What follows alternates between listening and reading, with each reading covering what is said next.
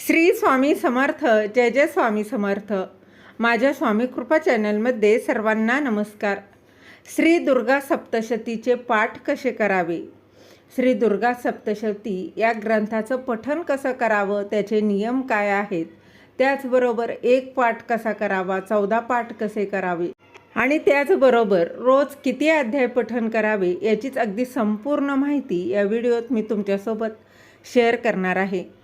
नवरात्रीच्या काळात 9 दिवस माँ दुर्गाच्या विविध रूपांची पूजा केली जाते.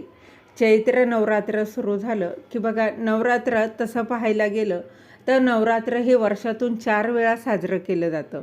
त्यापैकी 2 थेट आणि 2 गुप्त नवरात्र असतात आणि हा 9 दिवसांचा उत्सव अगदी देशभरात मोठ्या थाटामाटात साजरा केला जातो. तर या नवरात्रीच्या काळात लोक देवी दुर्गेला बघा प्रसन्न करण्यासाठी श्री दुर्गा सप्तशतीचं पठण करतात. असं म्हटलं जातं की या पठणामुळे व्यक्तीच्या मनोकामना लवकर पूर्ण होतात आणि त्या व्यक्तीला माता दुर्गेचा आशीर्वाद देखील प्राप्त होत असतो. तर श्री दुर्गा सप्तशती पाठाचं पारायण करताना कोणते नियम पाळावे, त्याचबरोबर पठण करत असताना संपूर्णपणे शुचिर्भूत होऊन एकाग्र चित्ताने सप्तशती पाठाचं पारायण करावं. त्याचबरोबर श्री दुर्गा सप्तशतीचं पठण करत असताना स्वच्छ लाल कापड जे आहे ते पसरावा. यानंतर देवीचं पुस्तक ठेवा आणि कुंकू, तांदूळ आणि फुलांनी पूजा करा. नंतर कपाळाला कुंकू लावून पाठ सुरू करा. डायरेक्टली ग्रंथ घेतला आणि वाचायला सुरुवात केली तर असं अजिबात करू नका.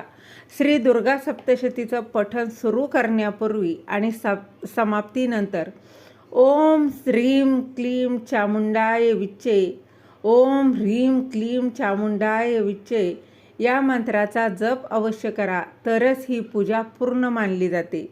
त्याचबरोबर दुर्गा सप्तशतीचं पठण करताना शरीराबरोबरच मनही स्वच्छ असलं पाहिजे. म्हणून पठण करण्यापूर्वी स्नान वगैरे करून स्वच्छ कपडे परिधान करा. त्याचबरोबर श्री दुर्गा सप्तशती पठण करताना प्रत्येक शब्दाचा उच्चार हा योग्य आणि स्पष्टपणे करणं देखील तितकंच आवश्यक आहे.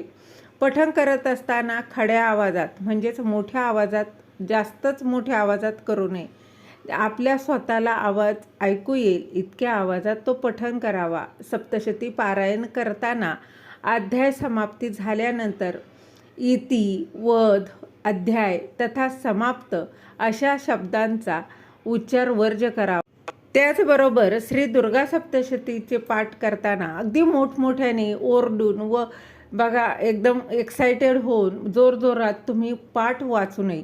आपल्याला सप्तशती ग्रंथातील श्लोक आहे ते तोंडपाठ नसतील तर पुस्तकात पाहून पारायण करावं. मात्र श्लोकांचे चुकीचे उच्चार देखील करू नये.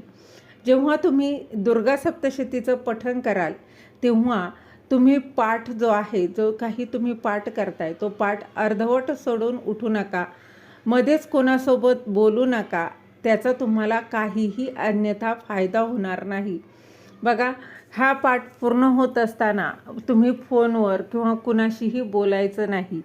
दुर्गा सप्तशतीच्या पाठाचा वेग फार वेगवान किंवा मंदही नसावा आणि स्पष्ट बघा शब्द हे स्पष्टपणे आणि लयीत उच्चारले जावेत. अगदी लयबद्ध पठण जे आहे तर ते करायचं आहे. श्री दुर्गा सप्तशती हा देवी दुर्गा बघा दुर्गेचं वर्णन करणारा 700 श्लोकी ग्रंथ आहे. यात एकूण 13 अध्याय आहेत. हे 13 अध्याय पूर्ण वाचले की आपल्याला एक पाठ पूर्ण झाला असं असतं.